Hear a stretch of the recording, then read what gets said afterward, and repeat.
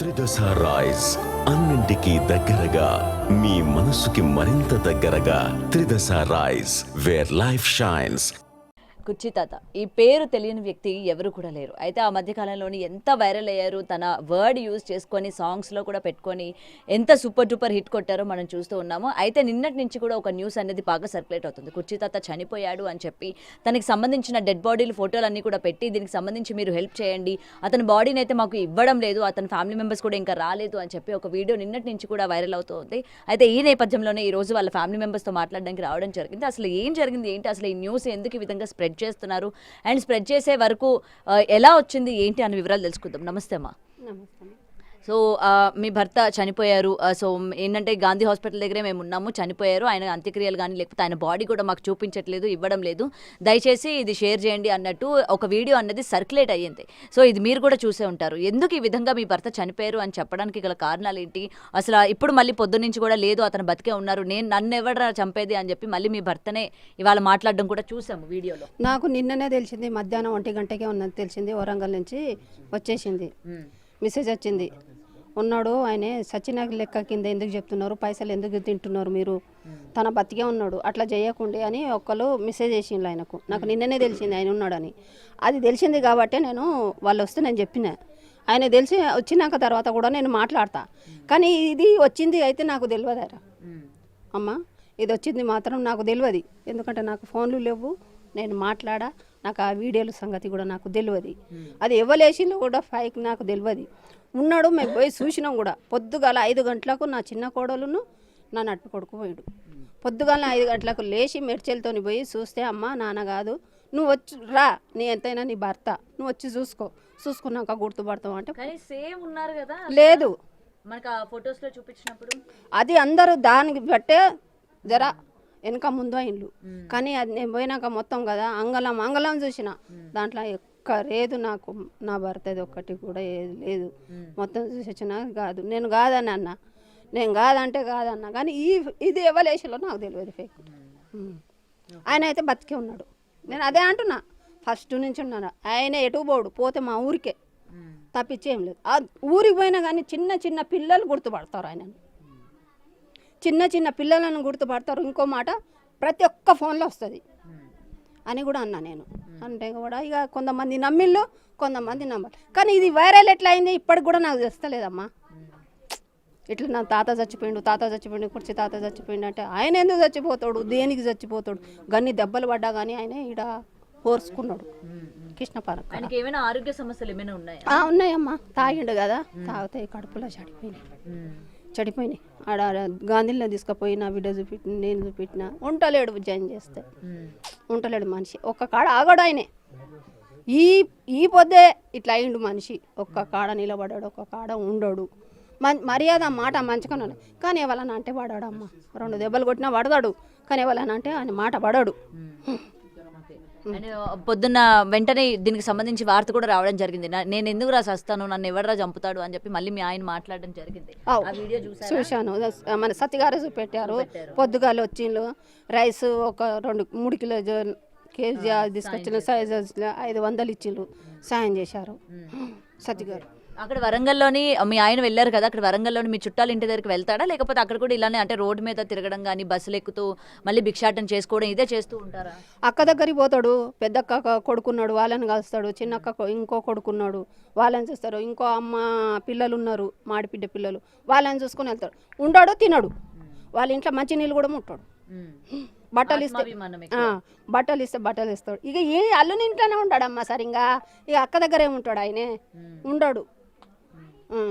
కానీ అమ్మ ఇంత ఫేమస్ అయిన తర్వాత, ఇంత ఫేమ్ వచ్చిన తర్వాత ఆయన సరిగ్గా యూటిలైజ్ చేసుకోకపోవడం, అంటే అవకాశాన్ని సరిగ్గా సద్వినియోగం చేసుకోకపోవడం, ఈ మళ్ళీ యథావిధిగా ఇలానే రోడ్ల మీద తిరగడం, మీరు ఎవరు ఏం చెప్పలేదా? ఎందుకు ఇప్పుడు నువ్వు ఫేమస్ అయ్యావు, ఇలానే కొంచెం కంటిన్యూ అయితే ఏదో ఒక అవకాశం వస్తుంది. ఎందుకంటే ఇంటర్వ్యూలు చేశాడు, ప్రమోషన్స్ చేశాడు, ఆయన్ని పెట్టి చాలా వరకు సినిమాలను ప్రమోట్ చేసుకునే విధానం కూడా మీరు చూశారు.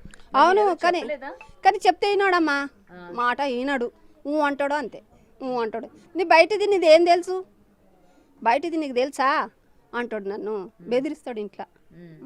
బెదిరిస్తాడు. మిమ్మల్ని లవ్ చేసి పెళ్లి చేసుకున్నానని ఆ కథ కూడా చెప్పాడు, నాతోనే చెప్పాడు. అదైతే కరెక్ట్. అమ్మా నేను చెప్పడం గౌతమి అని ఈమె చాలా ఫేమస్ యాంకర్. ఫస్ట్ మన కుచితాలకి ఎంట్రీ చేసింది ఈమెనే. కృష్ణ పార్క్ కాడ తెలుసు నాకు. తెలుసు నాకు. తెలుసా? తెలుసు. అది కరెక్ట్. వైరల్ అయినాడు. అది దాంట్లోకి వెళ్ళి కుర్చీ మీదకి వెళ్ళి నా అన్నదమ్ముల మీదకి వెళ్ళి మొత్తం వైరల్ అయింది. దాని మీదకి వెళ్ళి ఆయనే కొట్టాడు. అయితే అట్లా ఇవ్వలేదు, జోలికి ఇవ్వలు పోలేదు అమ్మ. ఆయన సందాలు ఆయన బతికిండు, మా సందాల మేము బతికినాం. నాకు కూడా 3 అన్నదమ్ములు ఉన్నారు కానీ చచ్చిపోయిండు. కానీ పల్లెత్తి మాట అనలే ఆయనకు.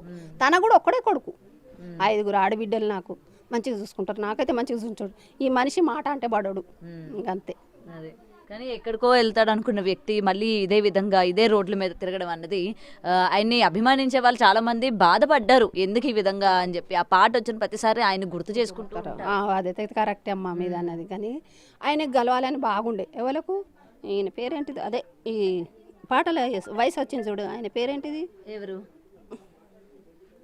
ఇప్పుడు మనం ఈ గుంటూరు కారంలో హీరో ఎవరు ఉన్నారు? మహేష్ బాబు. మహేష్ బాబుతో కలవాలని బాగున్నది ఆయనకు. కలవలేదట. ఇప్పటికి కూడా కలవాలనే ఉన్నది ఆయనకు, కానీ కలవలేకపోతున్నాడు. అది ఒక్కటే అంటాడు నన్ను, ఆయన కలవాలి ఉండే జర్ర మిస్ అయిపోయాడు అని అనేది.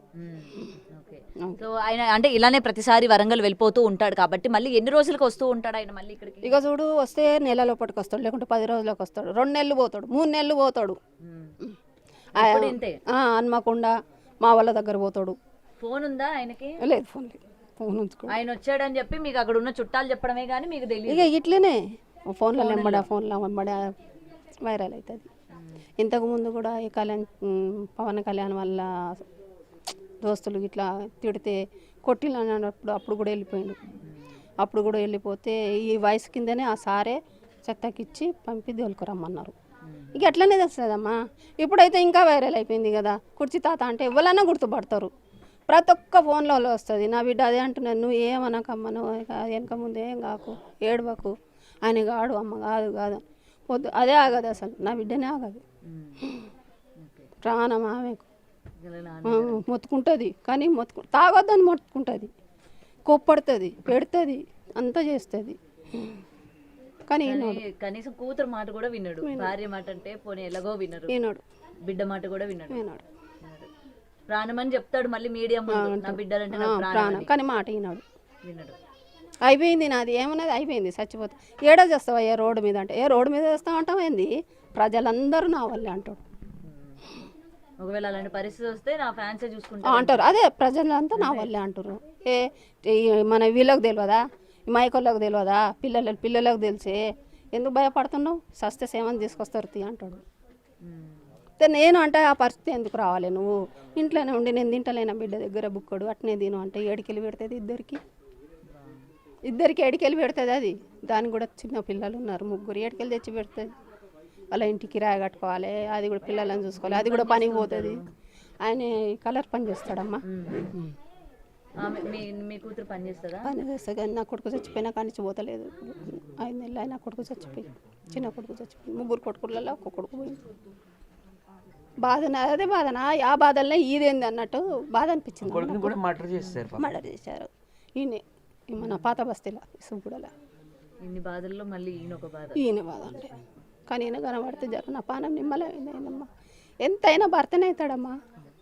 10 మందిలో పోయిన నిలబడని నెత్తి మీద నీడ భర్త మనకు పెట్టకపోని ఎన్నాడు ఒక పల్లె మాట అనడు. నేనే తిడతా, ఆయనకు తాగుతాడు కాబట్టి తిడతా, కానీ నా పల్లెత్త మాట అన్నాడమ్మా. నోటి నిండా ఆసియా అని పిలుస్తాడు కానీ తిట్టడమ్మా. నాకు నా భర్త అయితే ఆయన లేడంటే నా గుండె పలిగిపోయిందమ్మా. ఆయన పెట్టకపోని నేను పైసాకు ఆశ పడతా లేను, నేను బట్టకి మంచిగా ఆయన ఉండాలి నాకు, అంతే చాలమ్మా. అదే కోరుకున్నా. యేసు ప్రభుని మొక్కిన, నా గుడికి మొక్కిన, అందరికి దేవతలకు మొక్కినమ్మా. నా భర్త చల్లగా ఉండాలి, నా భర్త చల్లగా ఉండాలి అని అమ్మా. మొర నా దేవుడు మొర నాది నేర్చుకున్నాడు.